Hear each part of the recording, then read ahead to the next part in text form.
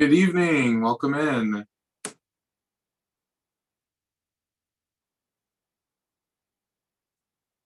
It'd be great to know where you're coming in from, if you wouldn't mind sharing in the chat where you're coming from this evening.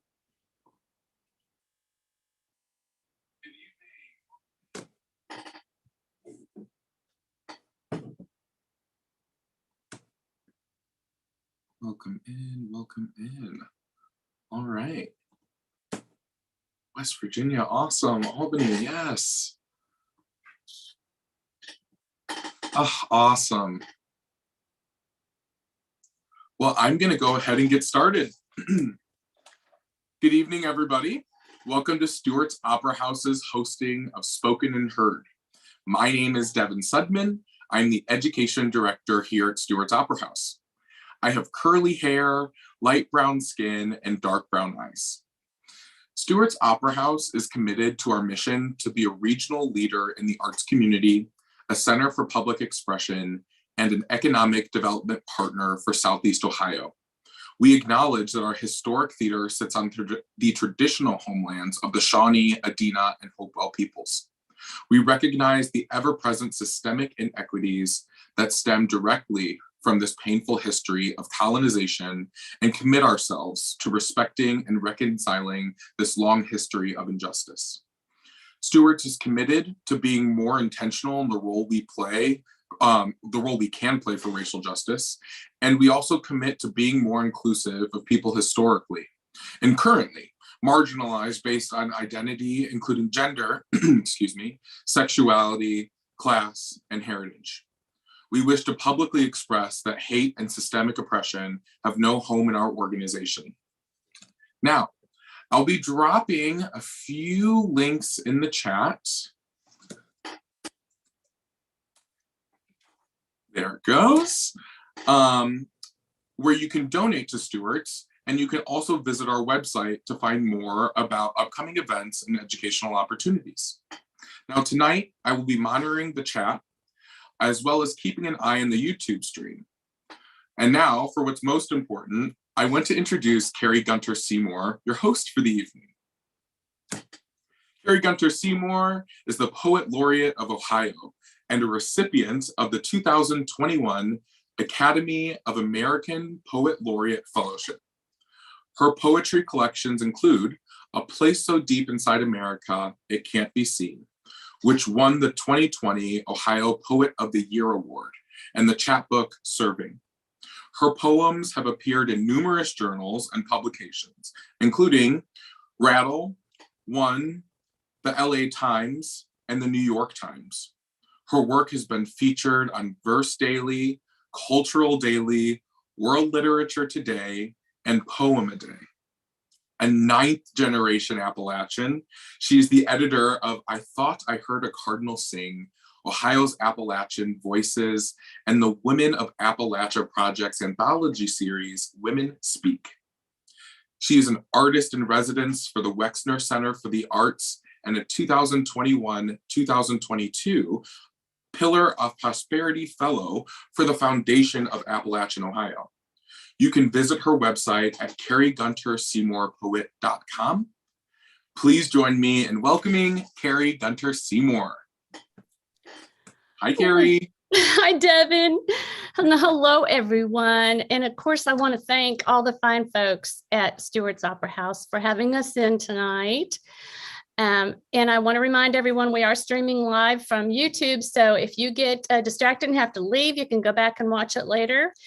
Or I also want to greet those folks who will be watching our YouTube stream later on. So welcome one and all. I want to take just a few moments to send out a special thank you to our ASL interpreters tonight, Nico and Joe. I have dubbed them, not dumbed them. I have dubbed them our dancers of words, and they just do magic. So I am a pale skinned woman with longish, straight, gray streaked hair. I wear glasses and the rims are tinted green. And in honor of St. Patrick's Day, I'm wearing a dark green dress with a light green stripe down the front with crisscrossing dark green stitching. Now we have 3 outstanding reader performers with us tonight: Dan Canterbury, Donna Hilbert, and Heidi Seabourn. And you can find links to our guests' books and their websites on the Stewart's Opera House homepage, and clicking on the Arts Education link, then scroll down a bit. I'm also going to place links in the chat for those of you who wish to purchase tonight, and I will verbally speak how you can obtain their books as well. We're going to have a short Q&A after the reading, so please feel free to type your questions into the Q&A box or later in the chat window. And now, when I asked Dan Canterbury to send me his bio, this is what he provided. Dan Canterbury is a singer-songwriter from Athens, Ohio, influenced by music from the New York folk and urban folk styles, in particular by songwriters like John Gorka and Bruce Cogburn. He writes concisely constructed topical folk and blues songs. That's it. That's what he sent me. I mean, really, an understatement, yes, because you're going to know what I mean after you hear him. Dan is one of ours here in Athens County, and he is beloved. He is outstanding in every way a singer-songwriter should be. He's a gifted guitarist with an amazing voice, obviously humble. His lyrics are deeply meaningful and well-crafted. And I am so proud and pleased and excited to introduce Dan Canterbury. Dan?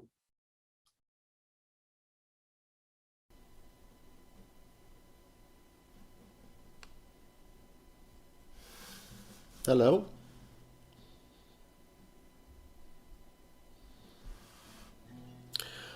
I'd like to thank Carrie and Devin and the folks at Stewart's for making this possible. Spoken and Heard series is wonderful.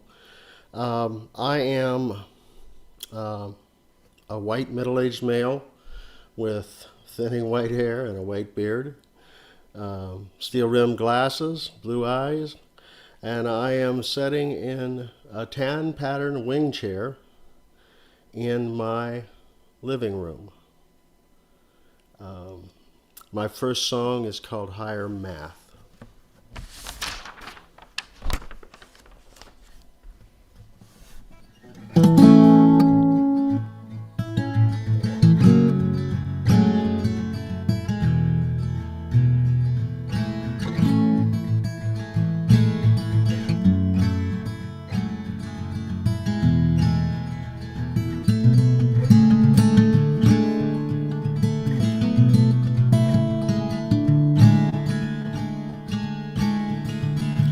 Take the weight of current circumstance divided by the time it takes to change. Multiply it by the numbers of this ruthless beastly game. Average all of the excuses and arrangements made by rich white men who rule the world and hate the children who refuse to validate their sins. Take the promises of politicians, more than all times all unsquared. They say they take to give, but all they send are thoughts and prayers. Take greed and add the misplaced pride that comes with privilege of skin. Neither earned through work or care or blood, counted by the club you're in. Take the willful ignorance of this patriarchal chain, topped off by racist nuts with guns and all resulting pain. Take the criminal who would be king, take the pride before a fall, and all those deadly sins that come when evil calls, and carry the one down to the bitter end, and the moral of the man, the conclusion of the matter, the sum total of it all, the sum total of it all is educate the poor, educate the poor, arm them with the power to ask the questions rich white men can't ignore. Educate the poor, educate the poor, arm them with the power to ask the questions rich white men can't ignore.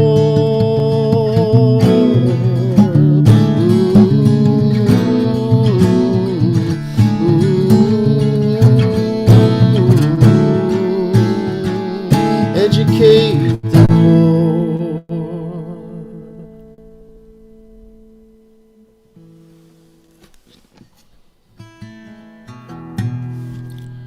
Pardon, I have to tune.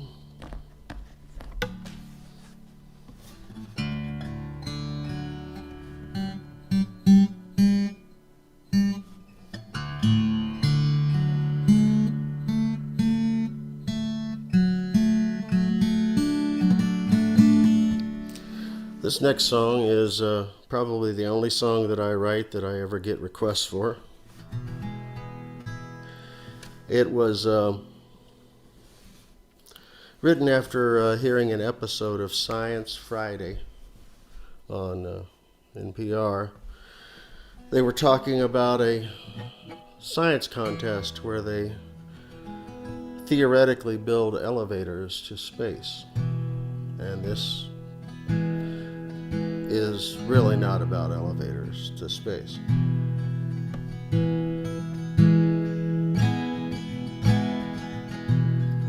They're gonna build an elevator into space. Take a big roll made of graphite and tie it in its place. From a mountain to a satellite, with a little luck and grace, you're gonna build an elevator into space. And when we ride that elevator into space, and we leave behind a large percentage of this human race, gonna take along a sandwich and a very small suitcase when we ride that elevator into space. Right now the top floor is the moon, but Venus and Mars, Lord, they be coming soon. And then the gaseous giants, Jupiter, Neptune, when you ride that elevator into space. At night when we stare up at the stars, we get a big reminder of just how small we are. One giant leap for mankind is a tiny step to take when you ride that elevator into space. Here's the electric guitar part.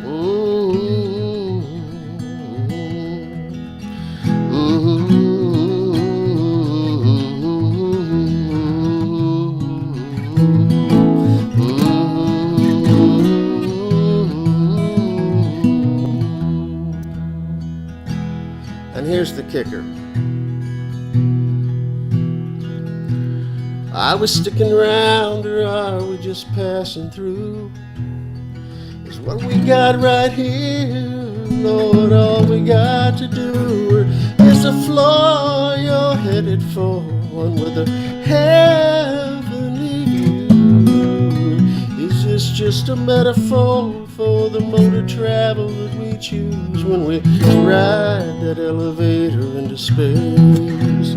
and we leave behind a large percentage of this human race. Gonna take along a sandwich and a very small suitcase when you ride that elevator into space. When we ride that elevator into space.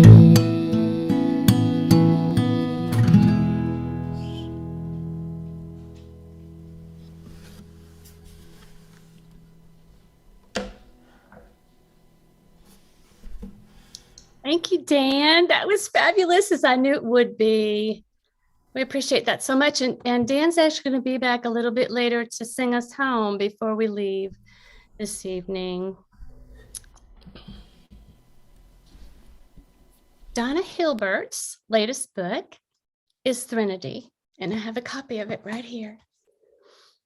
From Moontide Press, earlier books include Gravity, New and Selected Poems from T-Bot Bach in 2018.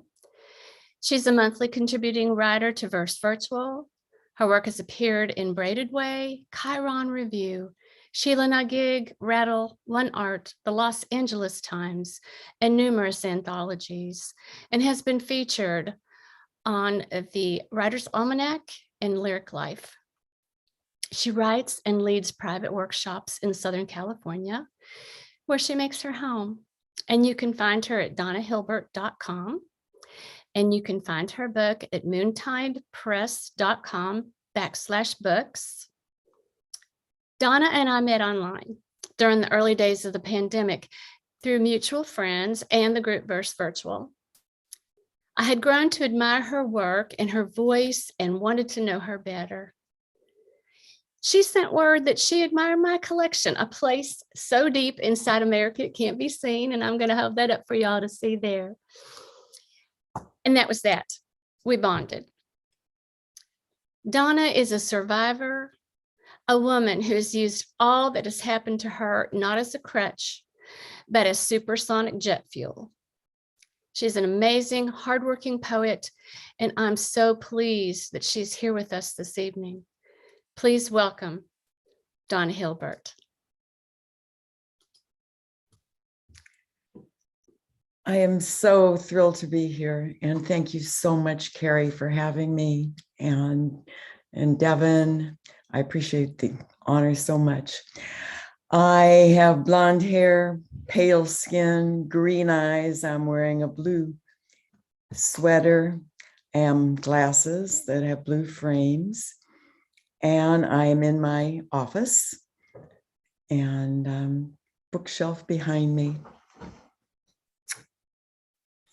I'm going to begin reading tonight from my poem that is in this wonderful anthology that Carrie edited. I thought I heard a cardinal sing. Mother tongue. For my grandmother, Appalachian, born and raised. My mother tongue unrolls along the red dirt plain, slow, tacky, unfolding like the dream that catches everything.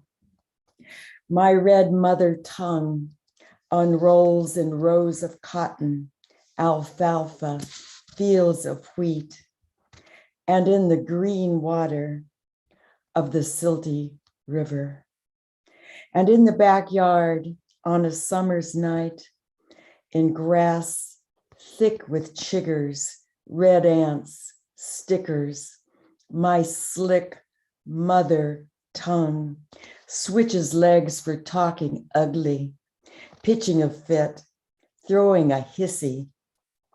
My slick, red, sticky mother tongue can lick any little pistol and keeps the ring-tailed tutors towing the line.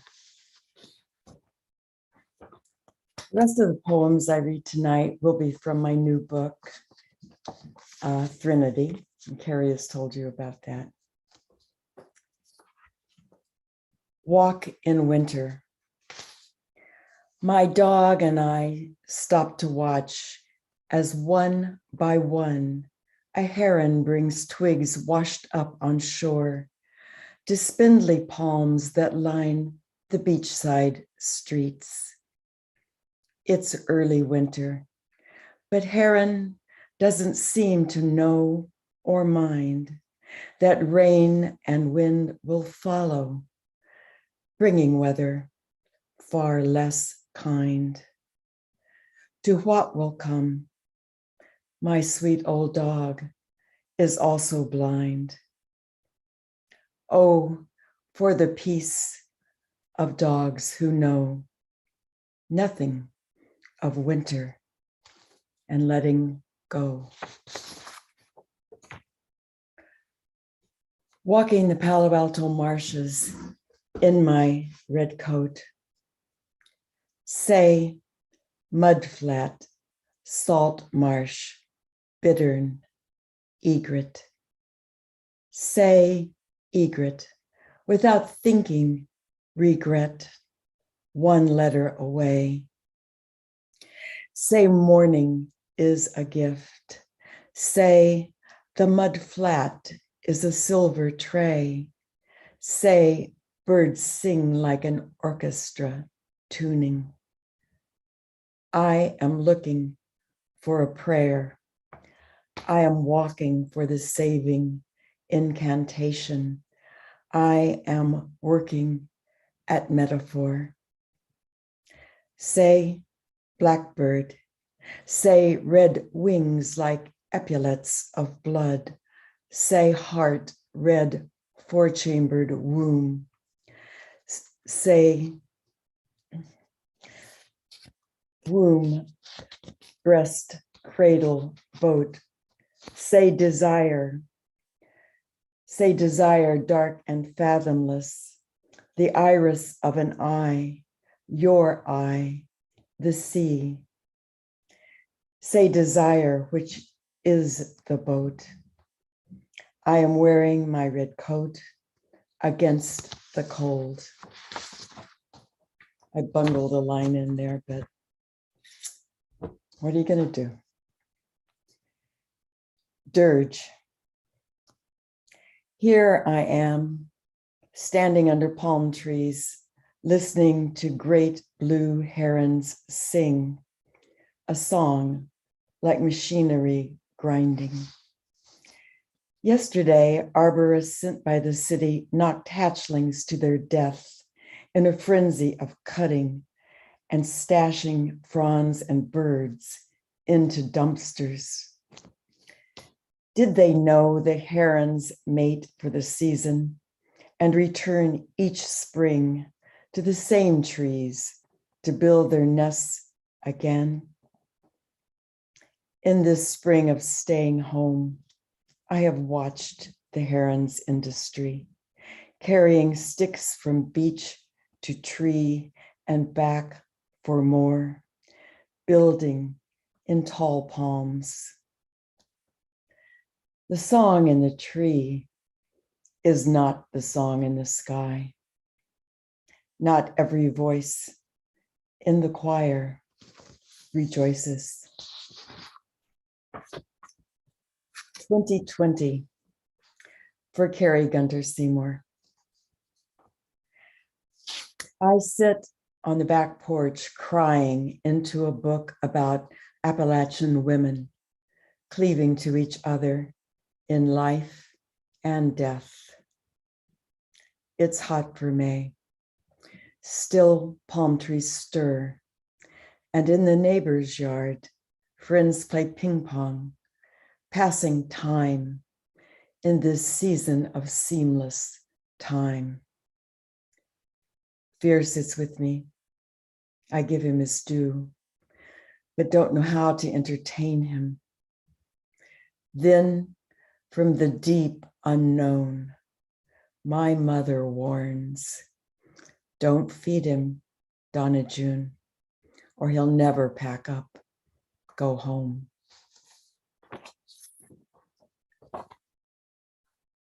Dear Lori, to identify the birds singing from the power lines, I pull Birds of America from its spot on the bookshelf. Remember, friend, when you gave this book to me before your move to Texas? Or was it after the returning to California? Your grandmother's book, you said, who also loved to name the birds. How I grieved when you moved halfway across the country with your family for your husband's better job. I boarded the plane with the baby, barely 3 months old, while you wrangled the other children up the ramp. It was December. Remember how we cried? The new year began, and with it, grief began in earnest. Jobs soured, friends divorce. In May, my father died. When school was out, to staunch my tears, Larry loaded our boys into the car. Which car? I don't remember. And we crossed the desert states, craters, canyons, caverns, kitsch motels, kids counting dead critters on the highway, all the way to Texas. Hellish hot, the Texas summer. But Lori, you and I were glad to sit in misery together. We passed the baby back and forth, refilled our icy drinks. The children, keeping cool, wielded water guns and hoses. The husbands talked sports, flipped burgers on the grill. It was June. Did we celebrate our birthdays one day apart together? I don't remember the birds in Texas, but mosquitoes and chiggers ruled the grass. Cicadas swarmed the backyard trees, a visitation we'd not expected, with its symphony of sizzle and buzz, as if a world were ending or beginning. We could not have a guest. Which guests would call upon us next? Some callers, it's best not to expect. Whole for TE.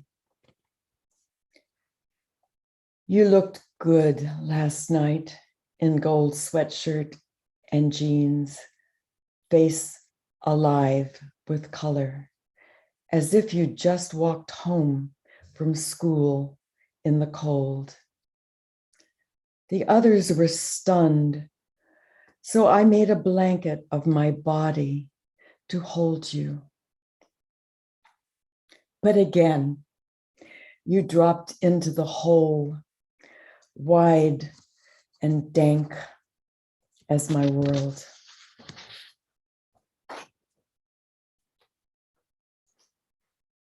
Apophenia. The morning after the slaughter of hatchlings, a lone heron flies from the west to nest atop a palm tree. I walk the beach, and in everything I see, there is heron. In the carcass of a tree washed ashore, one root appearing like neck and beak, twisted toward the boardwalk, as if to watch for passersby. Sometimes I think the eye is like the mind, intent on meaning, in love with signs, the way that after your death, I would see you tall and lean, our dog on leash, distant walker, from land far, far from reach. Dear husband, you've been denied my extra portion, killed as you were before the worst thing happened. I still won't say die, with its connotation of normal order. This kill too fresh for ink to spill its name. So let's just say that earth quakes and oceans empty from my eyes, eyes I thought would never fill again, with salt and water sufficient for such sorrow, sufficient for such pain.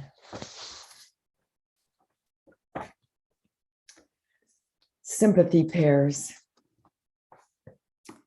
Sympathy pairs are paired with apples and a promise of shipping within 2 days. Regular pears and apples take longer to box and send.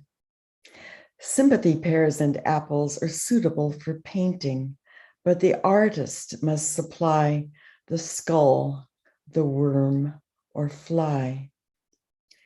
Sympathy pears and apples arrive with no protocol of care, simply eat or ignore, no chore to water, prune, or keep a bloom. Dear bereaved one, eat or not, while you ponder a better place, his will, her plan, everlasting love, or none of the above.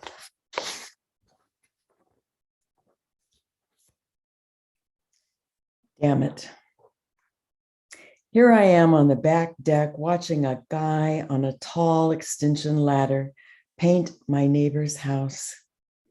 All week, I've nursed a spark of indignation that he and his co-workers leave used face masks in the alley. When they're gone, I sweep the masks into a pile and bank them at the edge of the house. By morning, they've blown back to the alley.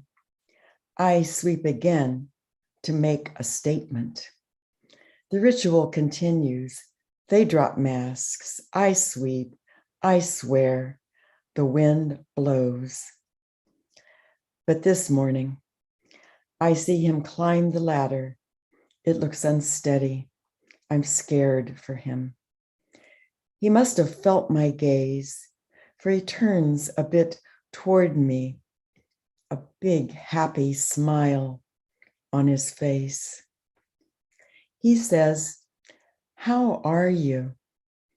I say, "Be careful." He says, "Have a great day." I say, "You too." Now, damn it, we're friends.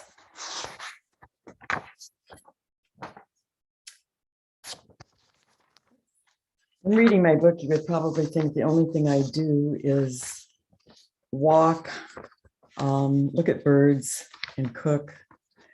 You wouldn't be all that wrong about it. Those are the things that make up my daily life and fill my work as well. Rosemary. You are the rosemary I add to the soup. How you pressed pungent bristles between thumb and finger. How you lay sprigs atop red potatoes, glistening in olive oil, salt, house alive with fragrance of vegetables roasting on any given day of the week. 1,095 days past your death, young one. I sometimes escape the earthquake of absence upon awakening, but daily remembrance, I never escape. Today, it was rosemary. Yesterday, blue sea glass washed up at my feet.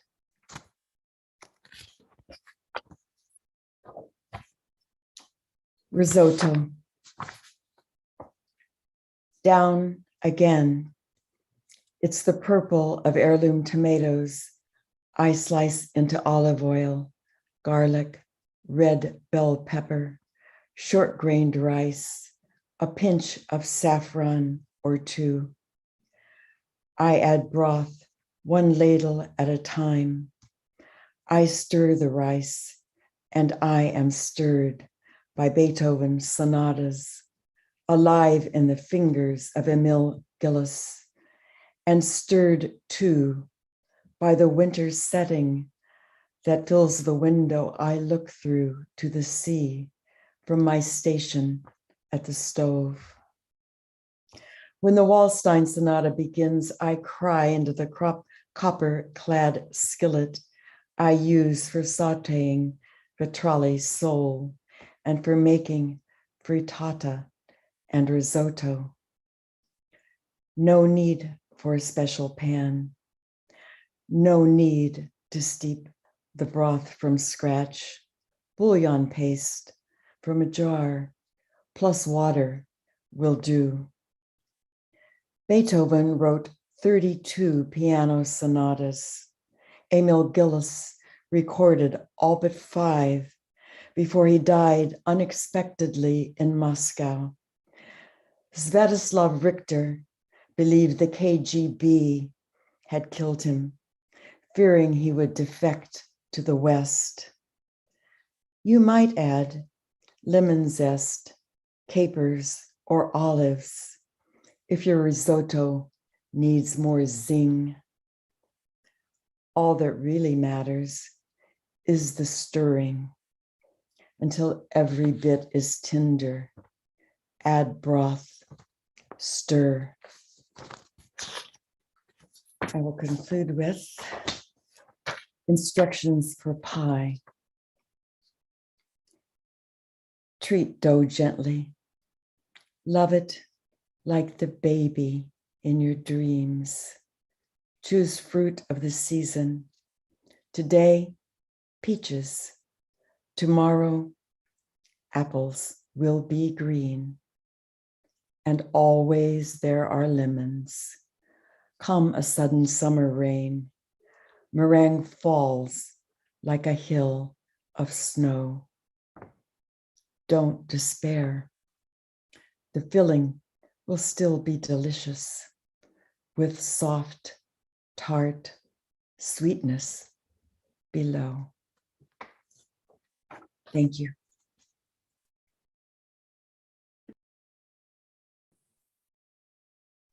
Hang on one second, Carrie. Let me finish up this poem.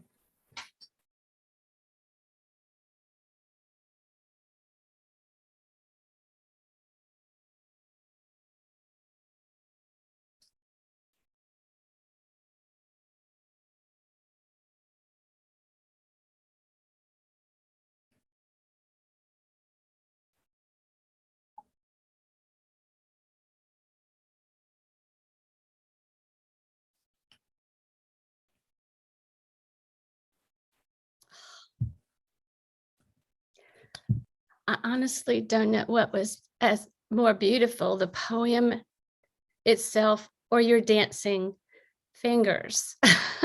And they're both equally as beautiful. And we are just so very lucky to have both of them. So thanks to all. Thank you, Donna. These beautiful lines. I wrote some of them down. I am walking for the saving incantation. Oh. Herons who sing like machinery grinding.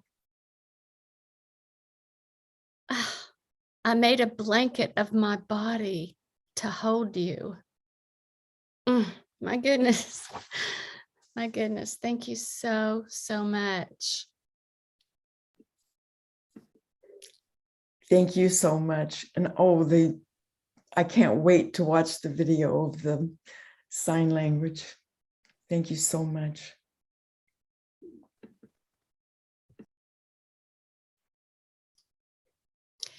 After raising 3 children and a long, successful business career that took her all over the world, Heidi Seabourn started writing poetry in 2016.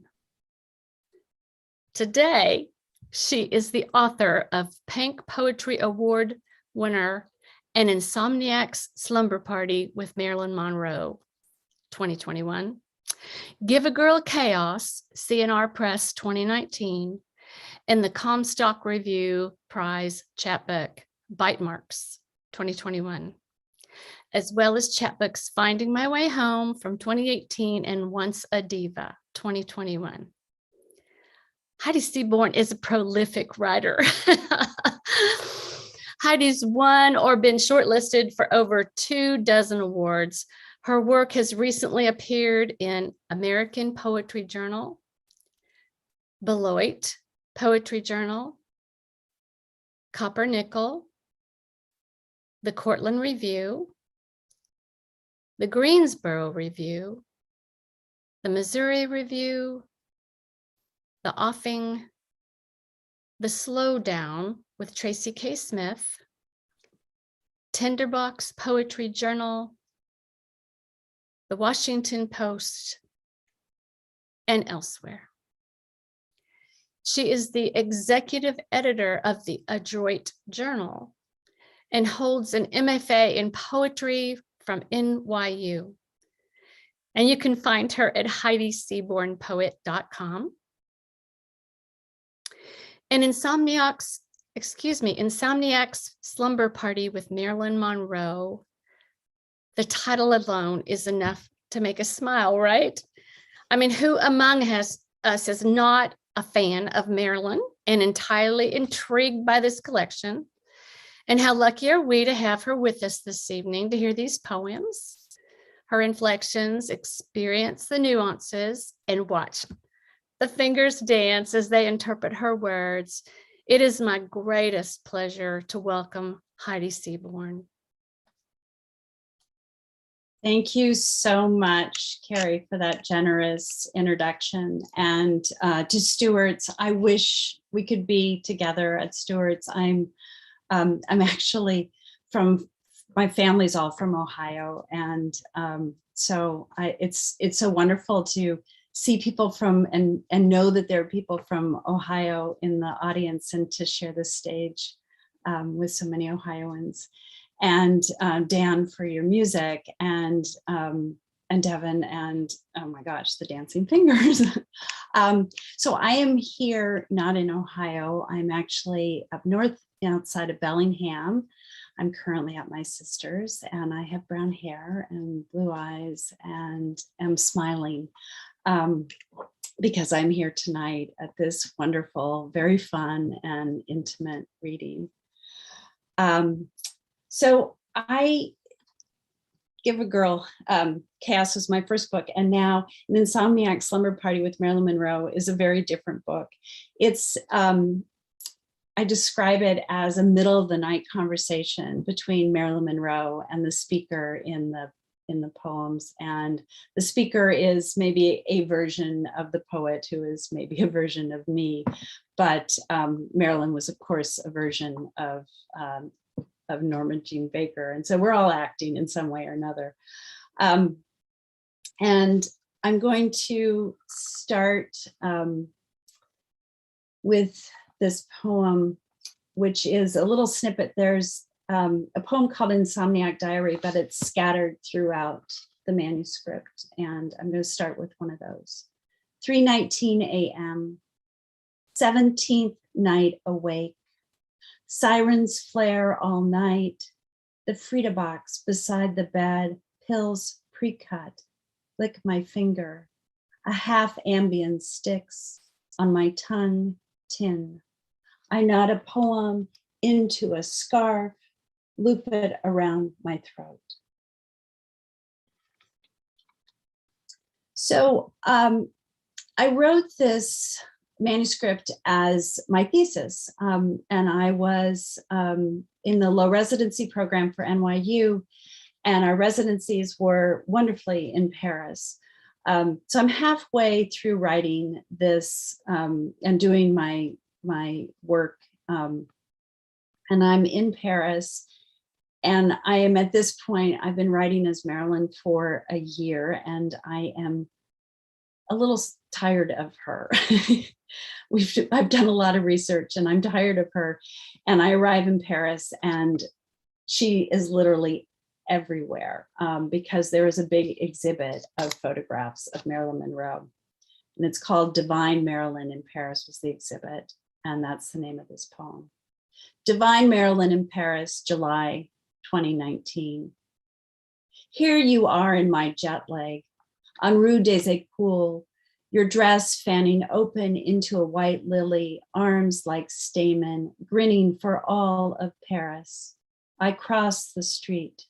I'm tired of chasing you like a rabbit, but you're everywhere. Divine Marilyn smacked onto every bus stop, metro, cafe. You are what to do in Paris. 200 clichés de Marilyn Monroe réunis à Paris cet été. I am alone in Gallery Joseph with Marilyn. Her eyebrows bridge from wall to wall, her body of work spreading limber legs from one room to the next. Tête-à-tête, I gaze into her gaze, but she looks beyond me. To another photograph of Marilyn, looking at another photograph of Marilyn. I'm in a mirrored labyrinth of Marilyn. Next to a Bert Stern portrait, I take a selfie. We both wear black dresses, hair pulled back in a chignon. The air stirs as if breathing. I inhale, pull out a pen, and together we rewrite the exhibition notes. And what follows are those exhibition notes as poems in Marilyn's voice. 1929, Norma Jean, age 3, with her mother. Mama came and made promises, but stuffed me in a closet. Don't make so much noise, Norma. I was a brown, quiet mouse. Mama fell down the stairs. Her head broke open. 1932, Norma Jean at age 6. It was Los Angeles, and our street was a bag of salt water taffy bought on the boardwalk for a nickel. I didn't have a nickel, but I lived in a mint green farmhouse across the street from the pink bubblegum house that belonged to my grandma. She and Mama went crazy and left me with the goats, chickens, and a herd of foster kids. We sold brown eggs, apples, plums, lemons, and watermelon from our stand. I climbed the big fig tree, watched for Mama's return. So Norma Jean was in and out of foster homes, and sometimes she'd be with her mother, but mostly she was in and out of foster homes. The last one described was actually a very good experience, and then it sort of went downhill from there. 1934, Norma Jean at age 8. I was never the girl you keep like a bowl on a shelf. This house, my bowl, the littlest mustard yellow, chipped on its lip with a crack down the side that sweated soup when us kids elbowed round the Formica table. 1935, Los Angeles Orphans Home Society. The sun cut sharp angles down that scratch of dirt road, stopped short of the stone building. Someone had painted the inside walls sidewalk gray, ordered metal chairs, beds, toilets, sheets, once white, now laundered winter gray. Every day I'd run outside into the lit sky, lie on a patch of grass, weeds, before walking to the cinder block school. Its walls were covered with maps, countries the color of saltwater taffy, like my first remembered home. So she lived in an orphanage, and she never knew who her father was, but her mother kept a photo of him and told her that this was her father, but she was never able to confirm it. So this next poem is about that. Photo of Charles Stanley Gifford Sr., undated. I will haunt this man, my father, be his last dream as night unspools into day. I will be the white shadow of his gleaming forehead, slick in his hair, shaving nick on his throat. I want to hollow his chin with my knuckle, slice his mouth like an apple, the mouth grinning as it breaches the picture frame. But he's already gone, leaving nothing but a trail of scat for me to follow. And then when Norma Jean was 15, her foster mother at the time, her sponsor, was moving away, had just gotten newly married, was moving away to Chicago, and said to Norma Jean, you're either going to have to go back to the orphanage, or you could marry Jim Doherty, who was a neighbor boy, like 5 years older. And so this poem is about this, and she was married on her 16th birthday, or just right after. June 19th, 1942, portrait of Norma Jean on her wedding day to Jim Doherty. Instructions from my Aunt Grace at the end of my high school sophomore year. Marriage or the orphanage, your choice, Norma Jean. If I say yes, the dress is iced in lace, and I am a ribbon-tied gift, a statue in honor of him. In my brand new shoes, I am a hand-me-down. Pass the green beans, and I will mind my peas and queue up for groceries. I will whip up a wife for breakfast and bake rockets and bathe in his glory. And when night growls, I will dutifully give him my promise. So her husband, Jim Doherty, goes off to World War II, and he serves in the Pacific. And she's hold on working 1 second for the interpreters to catch up. Okay, sorry. I'm so sorry. All good. Okay, now that poem's over. Thank you. You're so wonderful. And so she goes to work in a munitions factory, and she's working on drones, which is interesting, I think. I didn't realize we had drones way back then, but we did, sadly, and still today. And a photographer comes to take photos of the women who are working on the line. And this poem's about that. That's where she's discovered. 1944, Yank magazine pinup of Norma Jean by David Conover. There are so many men, and I find myself wanting to shed even this flimsy skin like a snake, reveal what lies beneath. Instead, I trade a shimmer of my skin for their letters, the envelopes emptying as I swallow each word from dear to love. Does the flash tattoo my flesh with diamonds? Will I dazzle and distract? Does the camera see me, see the blueprint of my bones? If I thrust out my hip, will it save a life? And if I tilt my chin, bite my lips, what then? So Marilyn continued to be a pinup, and then she was discovered through all of that work. She was very visible, and she was discovered by Fox, and they put her on their studio, but they didn't really use her for much. She did mostly sort of publicity work, but she was smart, and she used that publicity work in order to gain some power, and eventually she was put into small roles and then larger and larger roles. But this next poem is about her first date in 1952 with Joe Dimaggio, and it's called 1952 Publicity Photo with Joe Dimaggio. How quiet he is in this swirling room of cocktails. I flirt, draw my lips into a perfect bow. Amongst the swarm of lit tables, do the two of us glow. He sips Bordeaux while I buzz. How quiet he is. I lean in, a flash of white shoulders, a show. Joe takes my hand in his. How small I've become, a firefly, a moment, a cameo.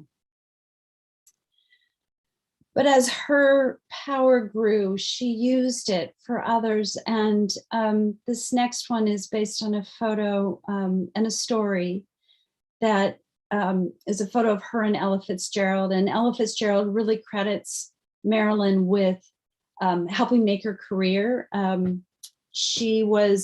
Fitzgerald was recognized, but was playing in small venues. And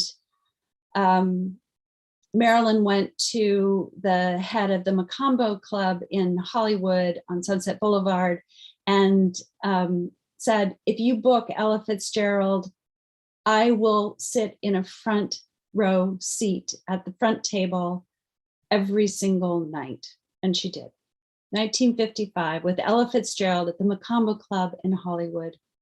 My table close enough to see her diaphragm accordion, each breath licking our ears, purring down our throats, curling. She sways, commands the spotlight, her low notes throb, and we forget our gin and tonic, cigarette smoldering lust. So Marilyn was photographed widely by many, many photographers. And one of them is Cecil Beaton. And when I was doing my research, I actually found his diary entries where he described this photo shoot that he did with Marilyn. And he was kind of catty. And so I decided to write a response to that. And of course, there's many Cecil Beaton photographs that were in the Divine Marilyn exhibit. Los Angeles, June 1956 by Cecil Beaton.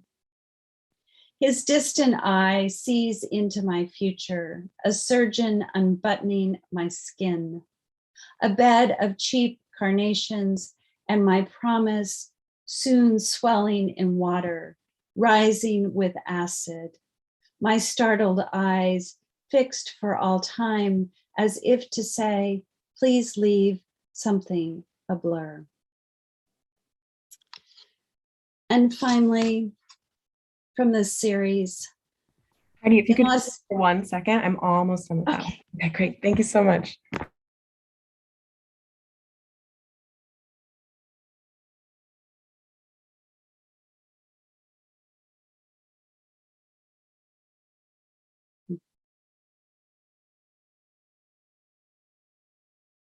Thank you.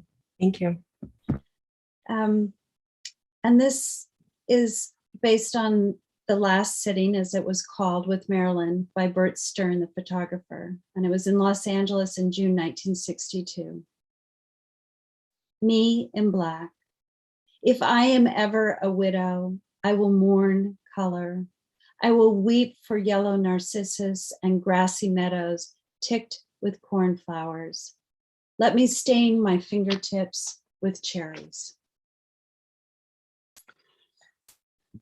So I'm now going to move on to another poem, which is an Ars Poetica. And this was sort of written to my advisor. Ars Poetica. I've been told I write too pretty. My lines and images so beautiful. My metaphors to die for. Write uglier, I'm told. I say read to the end. I say when I look in the mirror, I see a pretty girl. Reflect on that a minute. On a girl who's been told she is pretty enough to be a star, a Jean Harlow. I say, look in the mirror. Don't you want to see beauty? I paint mine on, play the pretty girl who rewrites herself. So frequently, I can hardly keep up.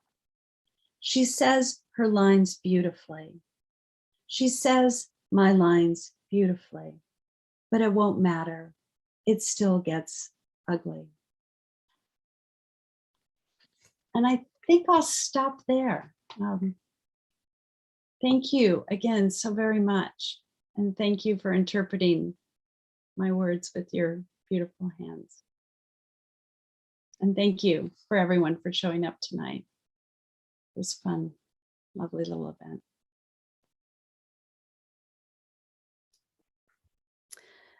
Thank you, Heidi. Oh my goodness, I had so many things written down that I picked up on. And, I never put mine in the chat because I can't type that fast.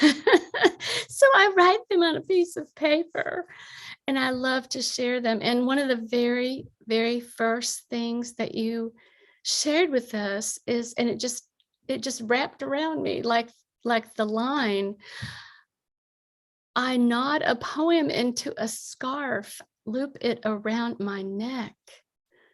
I just found that so beautiful and elegant and lovely. And when we think about Marilyn, and there you go. There's the gesture right there, right? Yes, wonderful.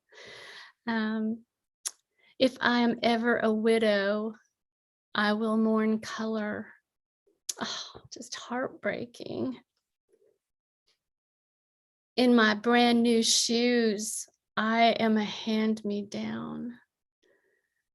I mean, these gorgeous, gorgeous words as you let many of us discover these things about Marilyn that we may have heard and may along the line, but we tend to forget because of her glamour and the gorgeous person she was made into by the media.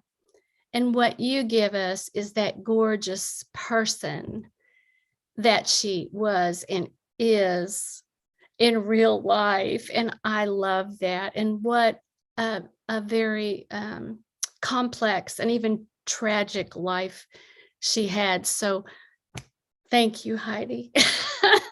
Thank you for all of that so much. So I would like to invite everyone to put their cameras and their mics on now. And I am going to ask those who are actually in our audience if anyone has questions for our performers this evening. And if nobody does, I always have a few questions of my own. So fear not. We will have some questions. So I'll get started. And then if some of you visiting would like to ask a question, feel free to type it in the Q&A box or, of course, in the chat window. So I'll kind of go in the order that we went in tonight, and I will ask Dan a question first.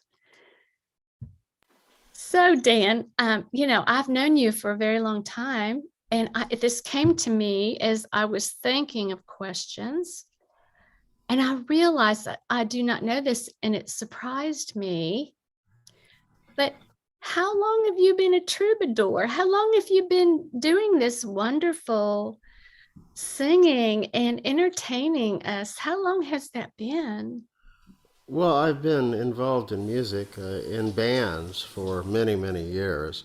I was always the keyboard player and like the harmony vocalist or a second, And that's just really hard work playing in bars night after night, and especially when you're working an honest job. So I decided I was going to try to learn guitar. I'm a terrible musician and a terrible guitar player, and I use some tricks to get by to fool people for just a little bit. But I love writing songs. I've been writing songs for about 25, probably 30 years or more.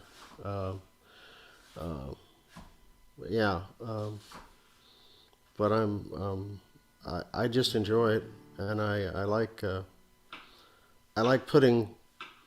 I like the process more than I actually like the performing. The distilling, because I think that lyrics written correctly are distilled down to the bare minimum of what needs to be there. Well, that's poetry. Well, thank you so much, Dan. And I'm trying to watch the Q&A as well, so I don't step on anybody who might have a question, but I do, of course, have a question for Donna as well. And Donna, I was fascinated going back to, I thought I heard a cardinal sing. When you submitted, I asked everyone who submitted for possible inclusion in that book to, instead of a regular bio, to provide a contributor note about their connection to Appalachia. And I loved yours. And I wondered if you might mind sharing that with everyone tonight, because you had this wonderful little story about your grandmother. I'd have to look at the book and see if I can find it. Well, I mean, can you not tell Oh, I us? can just, oh, okay. Yeah, I don't mean you have to read it. Okay. I'm sorry, I I don't remember what I said. was not very clear. But reading Carrie's wonderful book at the beginning of, well, I guess it was, what year did your book come out? In 2020. 2020. So it was, yeah, Memorial Day 2020. I sat on my back porch and read Carrie's book and just, cried. It was so beautiful, and it reminded me so much of language that I heard growing up, but I had no idea really that it was Appalachian. I knew that my grandmother was born in Abingdon, Virginia, but that was just Virginia to me. I didn't, understand where it was really. And I just, then I find out that's the part of Virginia that is Appalachian. And that's where the language that I grew up on came from. And then I did 23andMe and found out that, of course, I was not made up of anything that the, folklore had told me that I was like completely Western European, mostly English, Irish, and Westphalian, Swiss, any rate, Appalachian. Wonderful, wonderful. I thought that was so incredible because there you are out in Long Beach, California, not even realizing you had this connection until you read some poetry. And again, I'm not trying to dwell on myself, but that's what's so beautiful about poetry is sweet Midwesterners always are, not like we are in California. Hey, let me tell you about me.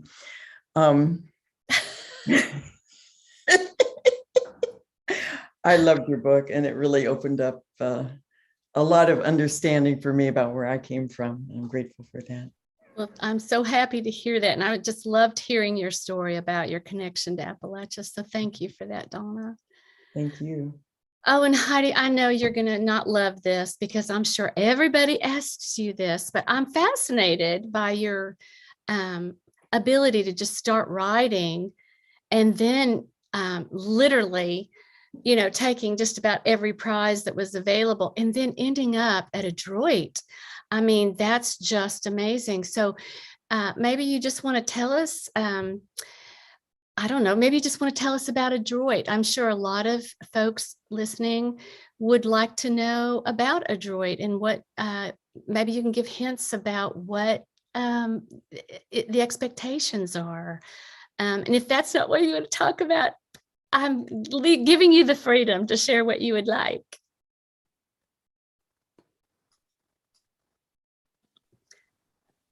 I'm happy to talk about Adroit if that's of interest. For those of you who don't know, it's a literary magazine. It was it's online journal. It was started, the editor-in-chief started it when he was 15. His name is Peter LaBerge, and he is quite extraordinary.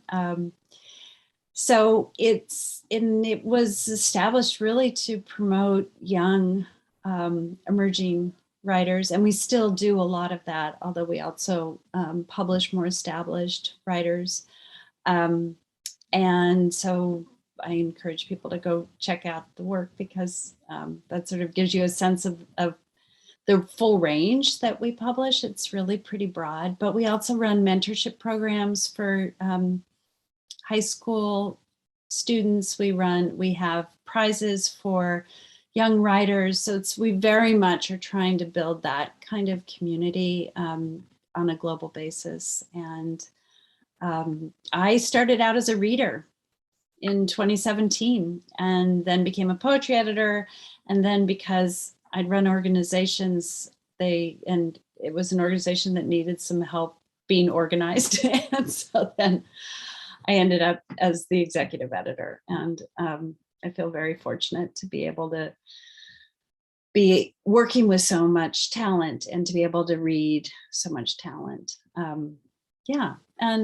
I've been just doing this for a short while, but I've been living for a very long time. And I think when you've lived a long life, there's a lot to write about. I love that. And all of you this evening seem to have this ability to just let these beautiful words tumble out of your mouth just as you're speaking, which is just wonderful, and so much appreciate all of that being shared. I have to say, one of the things that I have appreciated about Adroit, because I do receive the email, the newsletter emails, and I do see the work that you're doing with young people. And I admire that so much because it's a lot of work. It's really a lot of work. And to choose to do that is a calling. And I really love that. So thank you for that, Heidi. So I don't know if anybody in our audience would like to share a poem tonight. One or two of you, would you care to share a poem? Because I'd welcome it if you'd like to put your name in the chat. Oh, wait, I have one more question in the Q&A. I'm sorry. Heidi wants to know, what made you want to write about Maryland in the first place? Well, I had this interest in the time that we live in and how there's very much sort of a performance culture, and it's exacerbated by social media where we're all sort of curating, it's the word, versions of ourselves. And I was interested also in how women become sort of celebrities and they're, iconicized, and then sort of what is that experience like? And so I had this sort of intellectual interest, and I thought, well, I'm going to explore that as I start my MFA. I'm going to use persona and dramatic monologue and explore this sort of intellectual question I had and interest I had. And I chose Marilyn because she is 60 years after her death is still the most famous person, literally person in the world, which is extraordinary. And I didn't know anything about her, so I had to do lots and lots of research. And along the way, I really learned to admire her and understand that, as Gloria Steinem said, that she was one of the early feminists, and we don't think of her that way, but she was. And so I came to admire her and to know her like a friend, even though we'll never meet. I love that too. It kind of reminds me of, like just so many people have tried to capture exactly what you're saying. I think of Elton John writing that beautiful song for her. I never met you, but, I think we are just so fascinated because she was so complex. She was so much more than that glamour queen. That so many people know her only by that, but there was so much depth to her. And you're sharing tonight the kind of childhood she had, all those things, how tragedy can blossom into something wonderful to only be tragic again, so it's quite a story, and we appreciate you sharing it with us. Did the three of you have anything you might want to ask each other before we move forward? We have a little extra time tonight. Anybody? Putting you on the spot. I'd love to know what everybody's working on now, and that includes you, Carrie. Okay. Well, I'll start so the others can think. I just had a book accepted by Ohio University Press, which is wonderful for me. It's my alma mater for one thing. And secondly, they specialize in Appalachian poetry or Appalachian literature, I should say. So it really is, it just really so perfect for me to end up there. And I'm so grateful to them for, even looking at my manuscript, because they don't do a lot of poetry. They have a poetry contest, and otherwise they don't look at poetry that often. So I'm just thrilled. So thank you for asking me, Heidi. What about everybody else, including you, Heidi? Well, I'm hoping to not write so much about grief in my next book. I felt like this book took everything out of me. And today I had the first new poem published since Threnody came out, and I was very happy about that. And that was in one, right, Donna? One Art Mhm. today. I love One Art, and I love Sheila Nagig, and most of about 2/3 of the poems in Threnody are either in One Art or Sheila Nagig or then Chiron Review. And so I felt like that broke the ice, and I, hoping to write. I used to be funny, believe it or not. And it's been a long time since I've been funny. So I would like to be funny again. And if the universe will cooperate with me, and I can stay out of, trouble saying things I think are funny and no one else does. Anyway. Thank you, Donna. That's wonderful. Dan, did you have anything you wanted? I back to working. I was working from home during COVID, or what? Anyway, I don't have as much time to write now, but I would like to pitch something to everybody who's listening. If you want to learn how songwriting works, and there's a wonderful class. It's not really a class. It's called the Athens Tuesday Songwriter Circle, and it's run by the very good Bruce Dalzell. It meets in room 1804 at in the Athens in the Baker Center, and I've learned a lot, and it's a wonderful place to just get together and try out new material. If you want to learn how to be a songwriter, Bruce is very good at teaching people that. So, all right, that's it. And Dan, is that hybrid by any chance? So people that are not from the Athens area could join that group? Is it all live? We have been Zooming.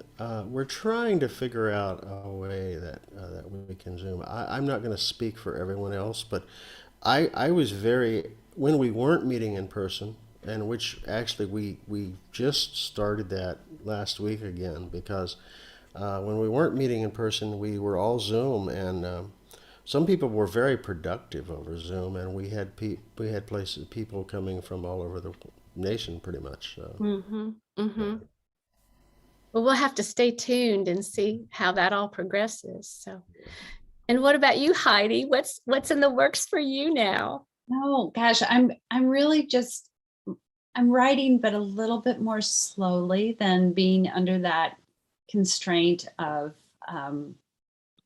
my MFA.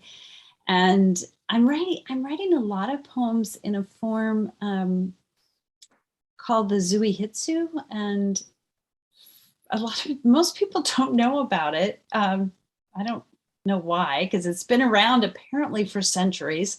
It's a very ancient Japanese form, and it's Zuihitsu stands for follow the brush, which is sort of following the brush of your mind, and they're a bit like mini lyric essays. And I find it's a really wonderful form for me to work in, because I'm able to do ekphrastic work, which I like to do. I'm able to pull in sort of in collage way and braiding ideas and thoughts and images, and sort of scooping up everything that's going on in the world and in my world, and putting it through that lens and figuring out, it's just, I don't know, it's a form that seems to be working for me at the moment. So I encourage people to go check it out. It begins with a Z, Zui Hitsu.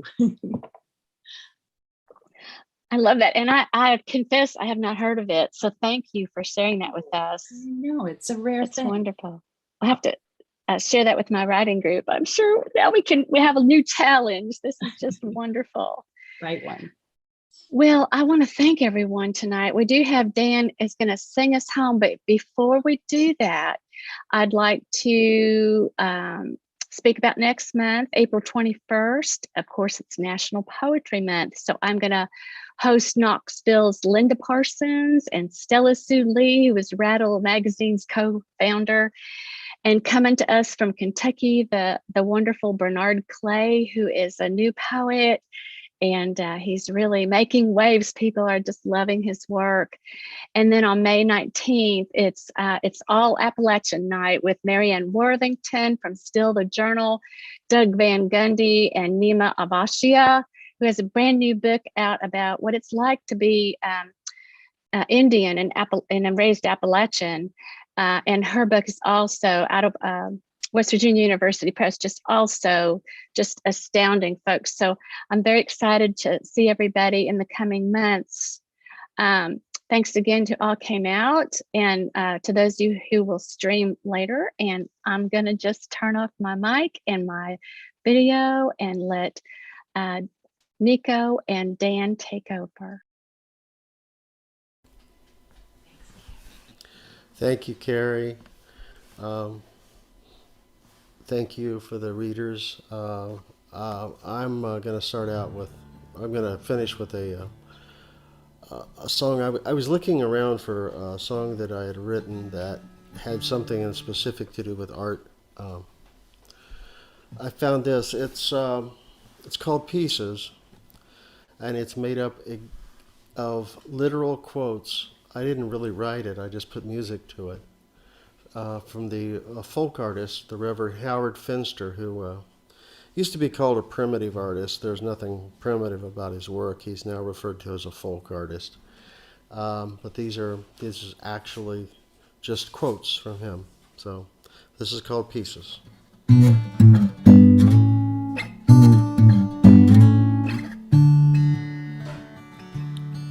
As for me, I'm just a passing through this planet.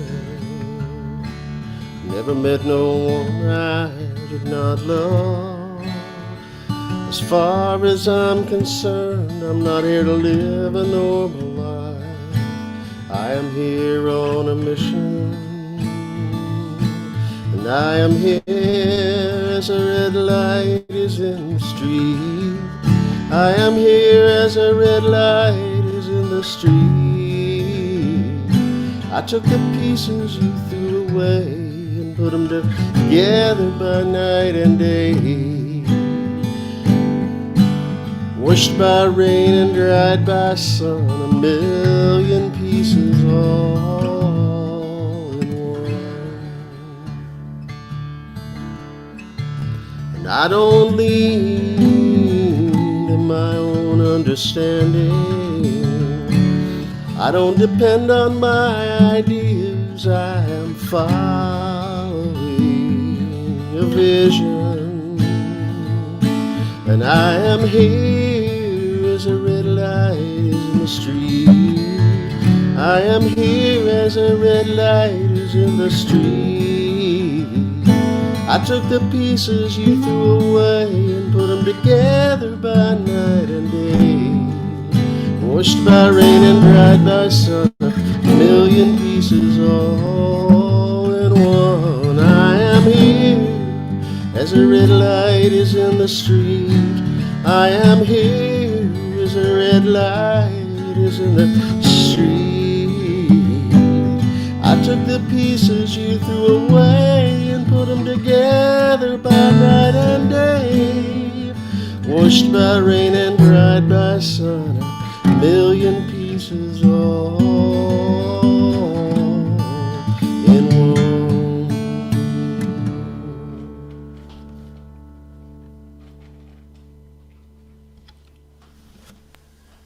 Thank you, Dan. Thank you, Heidi. Thank you, Donna. Stay safe, everyone. Let's remain vigilant. And I'll see you back here in April. Good night, Devin.